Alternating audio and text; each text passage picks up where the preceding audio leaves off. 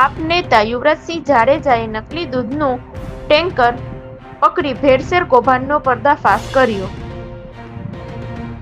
આમ આદમી પાર્ટી યુવા નેતા યુવરાજસિંહ જાડેજાએ નકલી દૂધનું ટેન્કર પકડી પાડ્યું છે। આપ નેતા યુવરાજસિંહ જાડેજા ધાર્મિક માથુકિયા દિલીપ ફુવા સહિતના આપના આગેવાનો દ્વારા શંકાસ્પદ દૂધનું ટેન્કર અટકાવી પોલીસ સ્ટેશન પર લઈ જવામાં આવ્યું હતું। આ તકે યુવરાજસિંહ જાડેજાએ વિગતવાર જણાવ્યું હતું કે ગુજરાતમાં નકલી દૂધનો વેપાર મોટા પાયે ચાલી રહ્યો હોવાની શંકા છે અને છેલ્લા 3 મહિનાથી તેઓ આ મુદ્દે સતત તપાસ કરી રહ્યા હતા।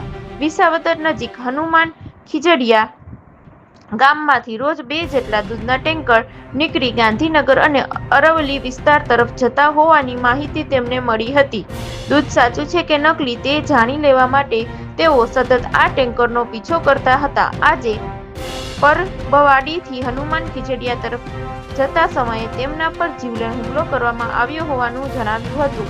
ટેન્કર ડ્રાઈવર અને અન્ય કેટલાક લોકોએ ગાડી રોકી અભદ્ર ભાષાનો ઉપયોગ કર્યો અને વાહનને નુકસાન પહોંચાડવાનો પ્રયાસ કર્યો હતો। ત્યારબાદ બાઇક પરથી પથ્થર ફેંકવામાં આવ્યા અને સ્ટીલનો રોડ ફેંકી હુમલો કરવામાં આવ્યો હતો। આપ નેતા યુવરાજસિંહ જાડેજાએ વધુમાં જણાવ્યું હતું કે ખીરસરા ગામ નજીક 2 ગાડીઓએ તેમની ગાડી ઘેરી અને અંદાજે 10 થી 15 લોકો દ્વારા મારપીટ કરવામાં આવી।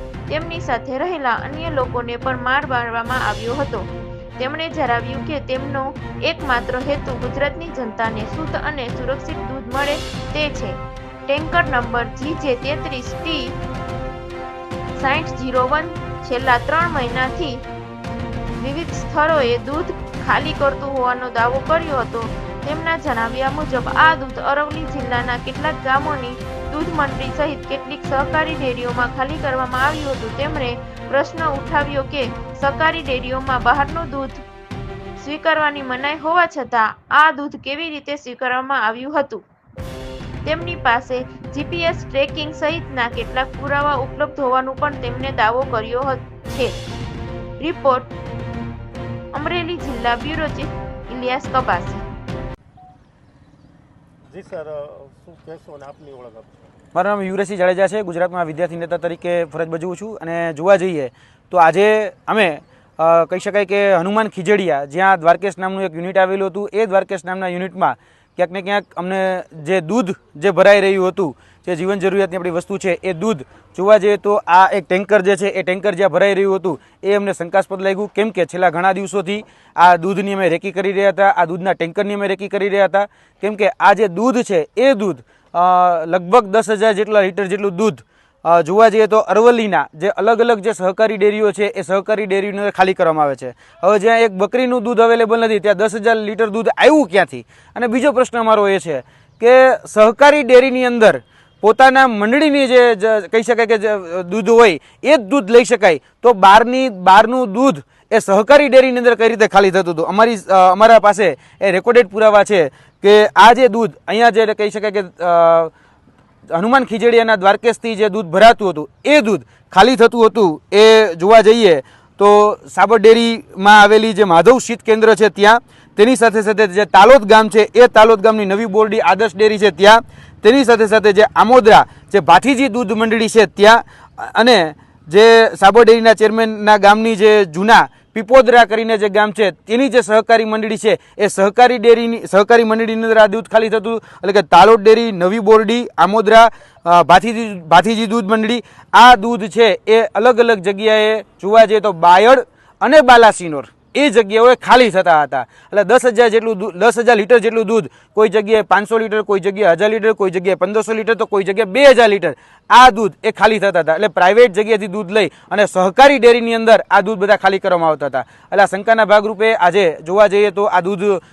જે જગ્યાએથી ખાલી થઈ અને અહીંયા સુધી પહોંચતા હતા હનુમાન ખીજડીયા સુધી તો આનો પીછો કરતાં કરતાં અમે આવ્યા હતા અને આજે એક અઘટિત ઘટના પણ અમારી સાથે બની છે। જોવા જઈએ તો સવારે જ્યારે આ દૂધ ભરાઈ અને અમરેલી કહી શકાય કે અરવલ્લી જે વિસ્તાર છે જે જવા તરફ નીકળ્યું હતું ત્યાં હું મારા મિત્ર વિજેન્દ્રસિંહ મકવાણા અને સાથે સાથે દિલુસિંહ ઠાકોર આ ત્રણેય જણા એક ગાડીમાં જઈ રહ્યા હતા ત્યારે કહી શકાય કે અહીંયા એચપીનો જે પેટ્રોલ પંપ છે તેની આગળ અમારી ગાડી જે છે રોકી દેવામાં આવી. આ ટેન્કર જે છે એ ટેન્કરના માધ્યમથી જ અમારી ગાડી આ ટેન્કર જે છે એ આડું કરી દેવામાં આવ્યું અને ગાડી રોકી અને બેફામ અભદ્ર શબ્દો એમને કહેવામાં આવ્યા અને ત્યારબાદ અમારી ઉપર જીવલેણ હુમલો પણ કરવામાં આવ્યો. કહી શકાય કે ત્યારે મુકા વડે અમારો જે કાચ હતો જે કહી શકાય કે દરવાજો એ દરવાજો તોડવાનો પ્રયત્ન થયા.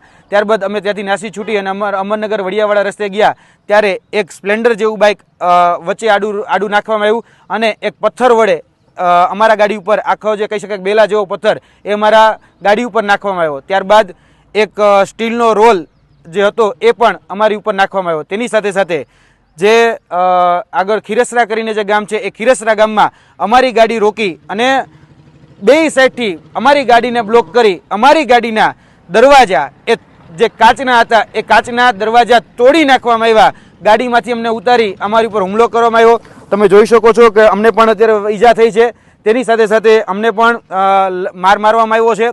અમારી ઉપર જીવલેણ હુમલો કરવામાં આવ્યો છે. અમારા સાથી મિત્ર જે દિલુસિંહ ઠાકોર જે ડ્રાઈવર તરીકે અમારી ગાડી ચલાવી રહ્યા હતા તો તેના માથાના ભાગે ખૂબ ગંભીર ઈજા પહોંચી છે. તેને લોહી લોહાણ કરી દેવામાં આવ્યા છે. ત્યારબાદ અમારા જે વિજેન્દ્રસિંહ મકવાણા હતા તો તેને પણ કહી શકાય કે બેફામ અને બેલગામ મારવામાં આવ્યો છે. એટલે આ ખૂબ જ દુઃખદ ઘટના છે. આ ઘટનાને અમે વખોડીએ છીએ.